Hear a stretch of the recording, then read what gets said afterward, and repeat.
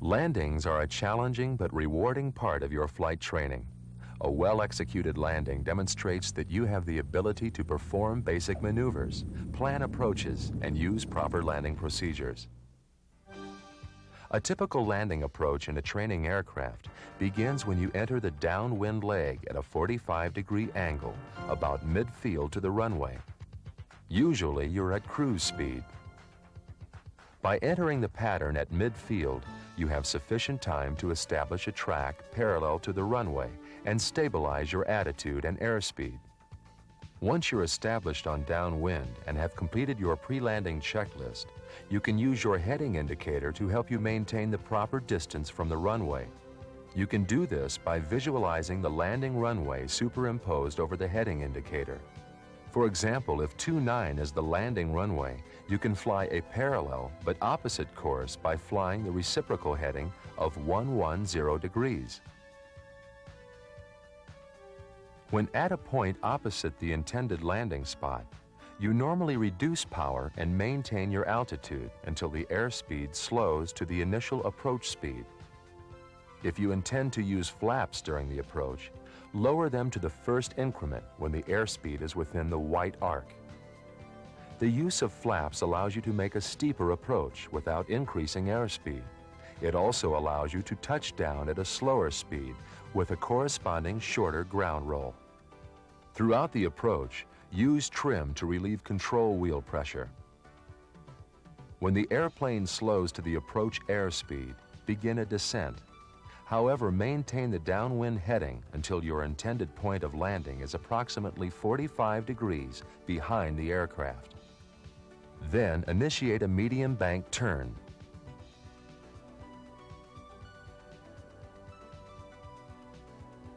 A glance at your heading indicator will help you determine the proper rollout point.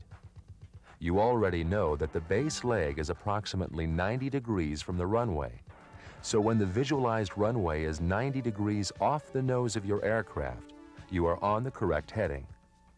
During the base leg, lower the second increment of flaps if they are being used, and adjust the power as necessary to maintain the desired approach path and airspeed.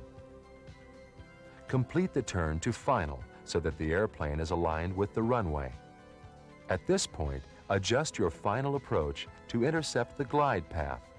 Lower the final increment of flaps and trim the airplane.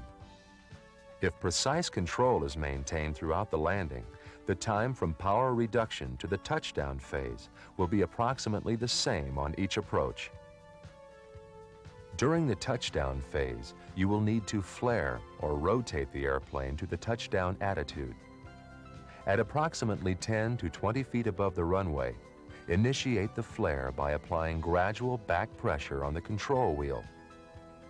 This decreases the rate of descent and airspeed. As you begin the flare, reduce the power to idle if you haven't already done so. The airplane should reach a zero rate of descent when the main wheels are just off the runway at an airspeed just above a stall. The attitude at touchdown should be very close to the takeoff attitude. The main gear should touch down first, with the nose gear clear of the runway. After touchdown, maintain back pressure to prevent abrupt nose wheel contact with the runway. After the nose wheel has settled to the runway, gradually relax the back pressure to provide positive nose wheel steering. Throughout your training, you should try to be as consistent as possible to reduce the number of adjustments needed in the traffic pattern. However, you may have to alter the pattern for local procedures or for proper spacing behind other aircraft. If adjustments are required, you can make them in several ways. You may vary power or change the starting point of the descent. You may also extend the downwind or delay flap extension. The earlier you recognize a need for adjustment, the smaller the correction will have to be. To fly a consistent pattern, you must compensate for the effects of wind. In order to do this, you must be able to fly a straight line over the ground, regardless of the wind direction.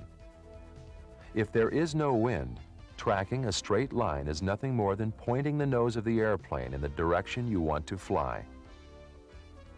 However, If the wind is blowing at an angle to your flight path, it will blow you off course unless you take corrective action. You will need to position the nose of the airplane into the wind just enough to stop the drift. The angle formed between your heading and the ground track is called the crab angle, or wind correction angle. How much you crab into the wind will depend on the direction and speed of the wind, as well as your direction of flight and airspeed. For example, if the wind is directly down the runway, you must crab the airplane into the wind on the base leg. If you don't apply any correction, the airplane will drift further from the runway, increasing the length of the final approach leg. Strong winds not only affect the base leg, but also have a marked effect on the final approach. When you turn into the wind on final, your ground speed is reduced. However, the rate of descent remains the same. If you make no corrections, touchdown will be short of the intended point. Therefore, use additional power and increase the pitch attitude slightly to maintain the proper glide path and approach. After the correct glide path is established, try to maintain a constant approach angle. In this way, the apparent shape of the runway will remain fixed. A shorter, wider shape indicates you're low on the approach, while a longer, narrower shape indicates you're too high. If the approach is high, the normal reaction is to lower the nose and dive the airplane at the intended point of landing. While this may increase the rate of descent slightly, the most pronounced effect is that it will build up excessive airspeed, which significantly reduces the time it takes to descend. Therefore, the airplane will still be high as it approaches the threshold. In addition, the excess speed requires time to dissipate, so the airplane may float well beyond the touchdown point. The proper corrective action is to reduce power, extend additional flaps if available, and maintain the proper approach attitude and airspeed. This should increase the rate of descent without reducing the time to the threshold. Another way to lose altitude is to use a forward slip. This is accomplished by lowering the upwind wing and applying sufficient opposite rudder pressure to displace the nose of the aircraft toward the high side of the bank. This increases drag by presenting a larger surface area to the relative wind, with a corresponding increase in the descent rate. If you use a forward slip to lose altitude, establish a normal descent before making the transition to the touchdown phase. Not every one of your landings is going to be perfect. Therefore, you need to know what to do if your approach and landing are something other than normal. For example, if the airspeed is low during the flare, you should delay the power reduction. This will help prevent a rapid loss of altitude with a high sink rate and possibly a hard landing. Conversely, if airspeed is higher than normal, maintain just enough back pressure to keep the airplane in level flight until the excessive airspeed is dissipated. Then continue the flare until the airplane touches down. Flaring too early or too late can also present a problem. If you begin the flare too soon, the airplane may stall prior to touchdown. The resulting high sink rate and hard ground contact may result in structural damage to the landing gear and its supporting structures. If you flare too early, add power and stabilize the attitude in a position from which you can make a normal landing. However, if insufficient runway remains, initiate a go-around. If your flare is started too late, you may touch down at a high rate of descent and the airplane may bounce.